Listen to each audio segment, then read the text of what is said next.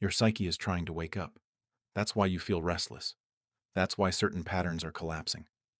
That's why the things you used to tolerate now feel unbearable. That's why your emotions feel louder than they've ever felt before.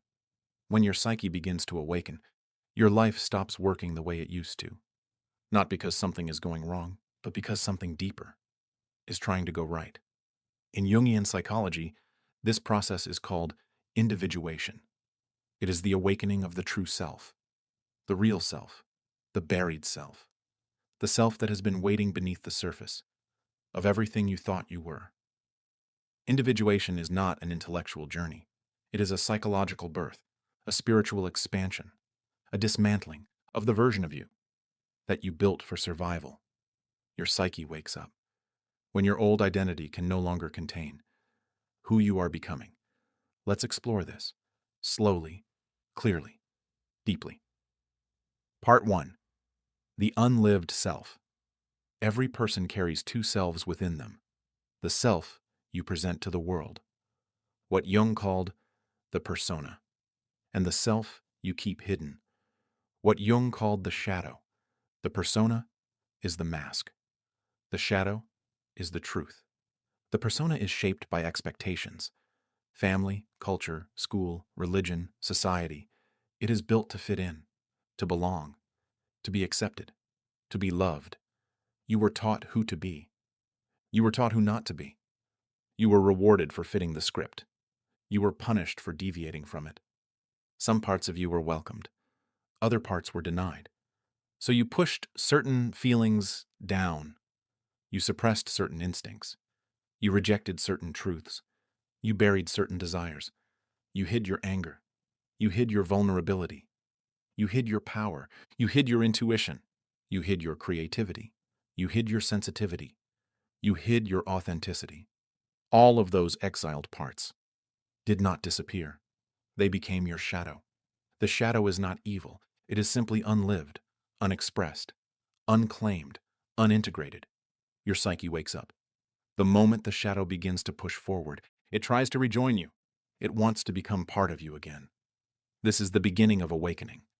It begins with discomfort. Part 2. The call of the psyche. Your psyche calls you through symptoms you don't expect. It calls you through fatigue, through irritability, through emotional waves you can't explain, through the feeling that something is missing, through the realization that the life you built no longer fits. It calls you through synchronicities, those strange coincidences that seem too meaningful to be accidents.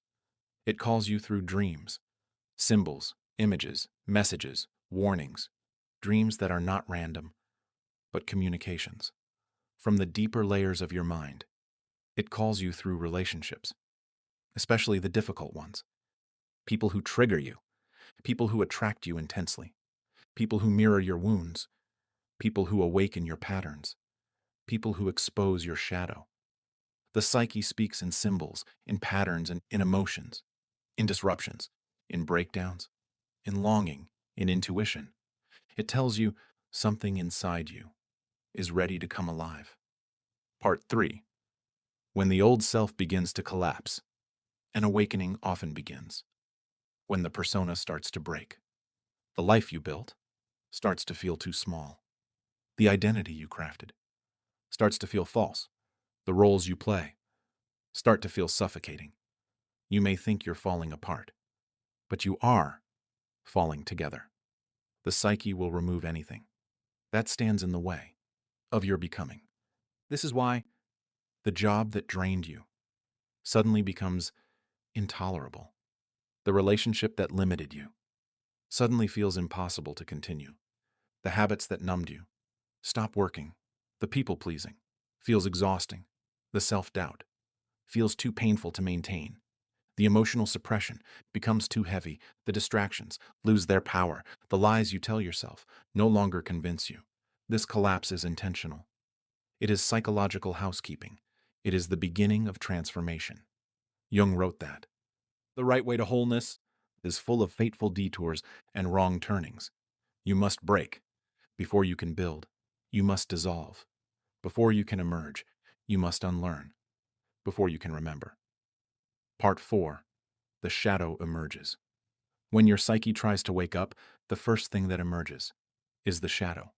The shadow shows up as anger you didn't know you had, sadness you ignored for years, desires you suppressed, fears you denied, needs you abandoned, truths you avoided, jealousy you judged, longing you hid, regret you never processed, parts of you believed were wrong, unacceptable, or dangerous. The shadow is not trying to harm you. It is trying to return to you. When the shadow surfaces, it brings with it the parts of your soul that you left behind. Integration begins when you stop fearing the shadow and start listening to it. Your psyche wakes up through the shadow because the shadow represents the parts of you that want to be whole again. Part 5. The inner battle. Awakening creates a psychological conflict. The old self resists. The new self pushes forward. The persona says, stay the same, stay safe, stay predictable. The shadow says, grow, become, remember.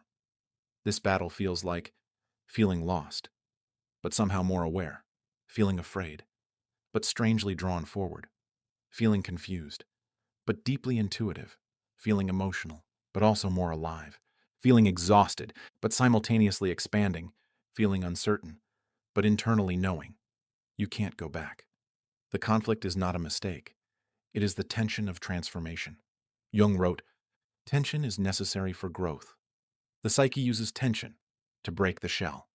That once protected you, but now limits you. Part 6. The symbols of awakening. Your psyche communicates through symbols. Here are the signs it is waking up. You start noticing patterns in your relationships, your triggers, your emotions, your choices. You begin seeing repeating numbers. 111, 222, 333, 444. Not as magic, but as reminders. To pay attention. You begin having strange dreams about houses, water, animals, death, rebirth, journeys, lost rooms, locked doors, or old versions of yourself. You feel drawn to new interests: philosophy, psychology, spirituality, shadow work, mythology, symbolism, Jung's writings, archetypes. You feel a pull toward authenticity, even when it threatens your relationships, even when it makes you seem difficult, even when it disrupts the peace. You begin craving solitude. You begin craving depth. You begin craving truth. The psyche awakens through the longing for meaning. Meaning is the language of the soul. Part 7. The archetypes. Awaken. Within every psyche live ancient patterns of energy, called archetypes. These archetypes are universal. They appear in myths, religions, stories, and in your dreams. When your psyche awakens, archetypes activate.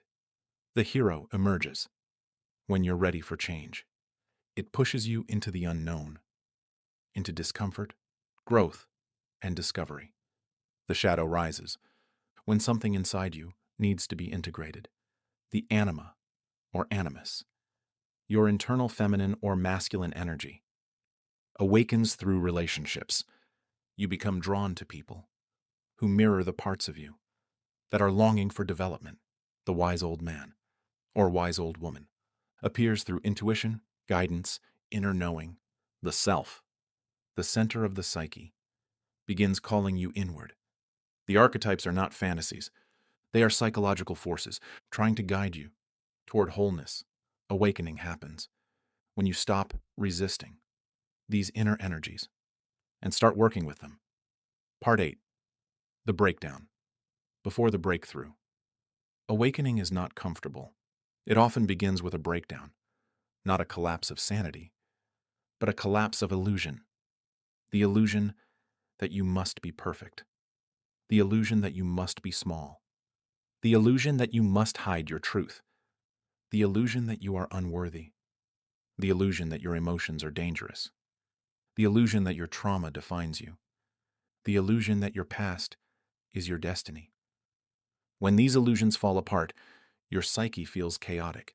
You may experience emotional overwhelm, sudden clarity, loss of interest in superficial relationships, isolation, anxiety, old memories resurfacing, sudden bursts of intuition, a need to change your life, a need to set boundaries, a desire to know yourself more deeply, a pull toward meaning, a fear of the unknown, a feeling that you are on the edge of something significant.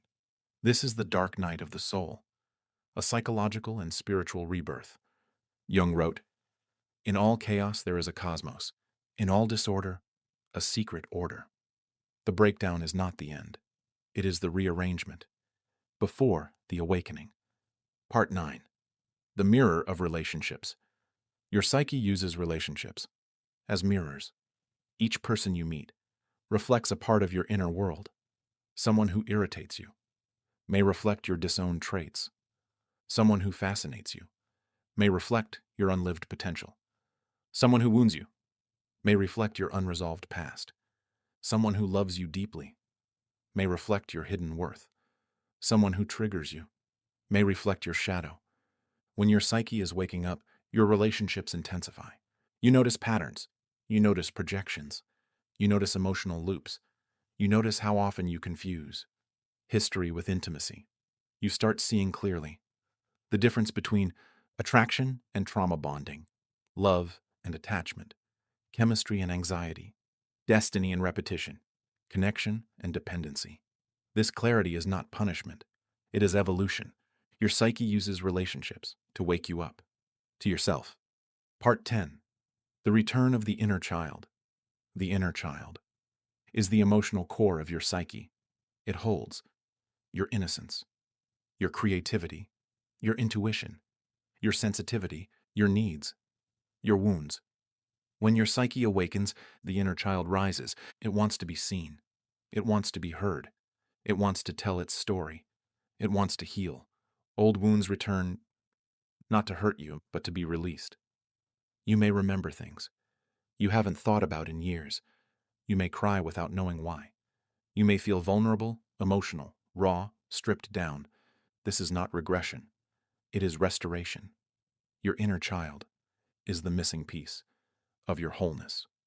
You cannot awaken without reclaiming them. Part 11. The emergence of intuition. As your psyche awakens, your intuition grows stronger. You begin sensing things before they happen. You begin recognizing truths you can't explain logically. You begin seeing people clearly. Their intentions, their wounds, their projections, their authenticity. You start feeling when something is wrong. You start feeling when something is right. You start trusting your inner voice. You start rejecting anything that disconnects you from yourself. Intuition is not mystical. It is the voice of the deeper psyche. It is the language of your unconscious. Awakening is the reunion of your conscious mind with your unconscious wisdom. Part 12. The ego fights back. The ego, the constructed self, does not like awakening. The ego says, stay who you were. Don't change. Don't disrupt your life. Don't challenge your beliefs. The ego fears expansion. It fears uncertainty. It fears authenticity. It will try to pull you back into old patterns, old habits, old relationships, old identities. It will try to convince you that awakening is chaos, that growth is danger, that change is loss. But the ego is lying. It is simply afraid of its own irrelevance. Awakening is not the death of the ego. It is the dethroning of the ego. The ego becomes a tool, not a ruler. Part 13. The integration. Individuation is integration. It is the merging of all the parts of you that have been separated. The conscious and unconscious, the shadow and persona, the inner child and the adult self, the masculine and feminine, the body and the mind, the instinct and the intellect, the wound and the wisdom. Integration is not perfection, it is wholeness. Wholeness does not mean you have no flaws. It means you have no internal enemies. Your psyche wakes up, so you can stop living fragmented and start living aligned. Part 14. The rebirth of identity. As your psyche awakens, you become someone new, yet more yourself than ever before. You begin choosing differently. You begin speaking differently.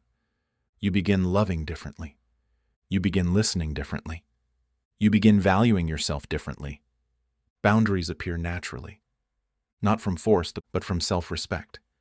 You stop chasing people. You stop chasing validation. You stop chasing approval. You begin attracting what aligns with you. You begin releasing what drains you. You begin trusting your path. You begin embodying your truth. Awakening is not about becoming better. It is about becoming real. Part 15. The purpose of awakening. Why does your psyche try to wake up? Because something inside you knows that you are more than the life you settled for, more than the identity you inherited, more than the wounds you carry, more than the limitations you accepted. Your psyche awakens to bring you back to yourself, to the self that existed before the world told you who to be, before the trauma, before the roles, before the fears. Awakening is remembering. Remembering your power. Remembering your worth. Remembering your intuition. Remembering your purpose. Remembering your depths. Remembering your voice. Remembering your soul. Your psyche is trying to wake up. Because it is time to live consciously, intentionally, authentically, fully. Part 16. The path forward. So what do you do when your psyche begins to awaken? You slow down, you listen, you feel, you reflect, you inquire, you observe, you allow. You stop running, you stop numbing, you stop avoiding. You let the truth surface. You let the shadow speak. You let the child be held. You let the ego soften. You let the new self emerge. Awakening is not an event. It is a process. A journey inward, a journey home. It is the transformation that occurs when you finally stop living as the person you were taught to be and begin living as the person you truly are. Part 17. The final realization. Your psyche is not punishing you. It is not breaking you. It is not confusing you. It is not abandoning you. It is waking you up. Waking you up from the dream of who you thought you had to be. Waking you up from the illusions that kept you small. Waking you up from the patterns that kept you stuck. Waking you up from the wounds that kept you guarded. It is calling you toward your own wholeness, toward your own depth, toward your own truth, toward your own soul.